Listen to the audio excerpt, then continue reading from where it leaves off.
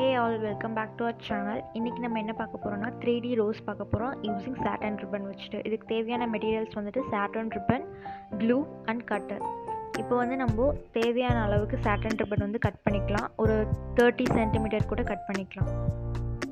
இப்போ ஸ்டார்டிங் பாயிண்ட்ல எடுத்து நம்ம மேலே இருந்து நம்ம ட்விஸ்ட் பண்ணி ஃபோல்ட் பண்ணணும்.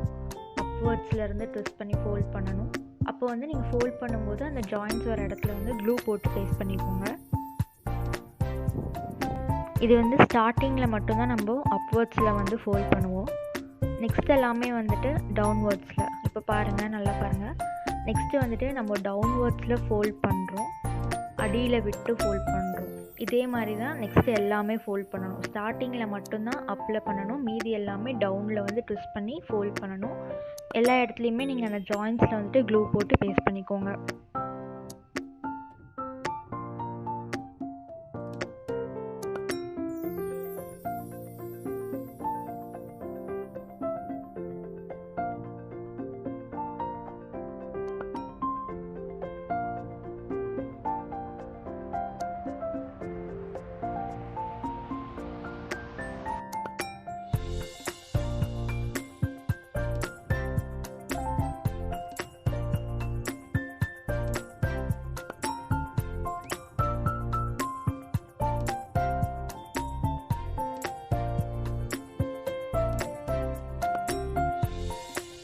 உங்களுக்கு இந்த ஸ்ப்ரிங் ஸ்ட்ரக்சரில் கிடைக்கும். இப்போ நீங்கள் ஸ்டார்டிங்லேருந்து அப்படியே லைட்டாக ஃபோல்ட் பண்ணி சுற்றிட்டே வரணும். நம்ம ஆல்ரெடி க்ளூ போட்ட இடம் வரும்போது மட்டும் நம்ம அந்த இடத்துல மட்டும் திரும்ப க்ளூ போட்டு பேஸ்ட் பண்ணணும். மீதியெல்லாம் அப்படியே ரொட்டேட் பண்ணிகிட்டே தான் வரணும்.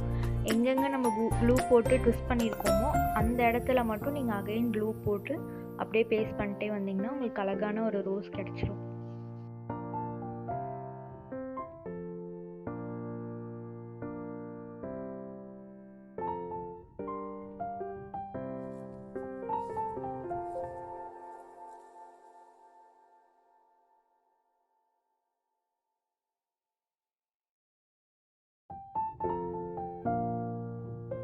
இதான் நம்ம ரோஸோட ஃபைனல் அவுட்புட். பார்த்திங்கன்னா உங்களுக்கு கொஞ்சம் ரியல் ரோஸ் மாதிரியேவும் தெரியும். இந்த ரோசஸ் வந்து நம்ம ப்ளவுஸ்லேயும் வந்துட்டு ஃபிக்ஸ் பண்ணலாம். 3D டிசைன் மாதிரியே இருக்கும். அதே மாதிரி நம்ம ஹேர் ஆக்சசரிஸ்க்கும் நம்ம யூஸ் பண்ணிக்கலாம்.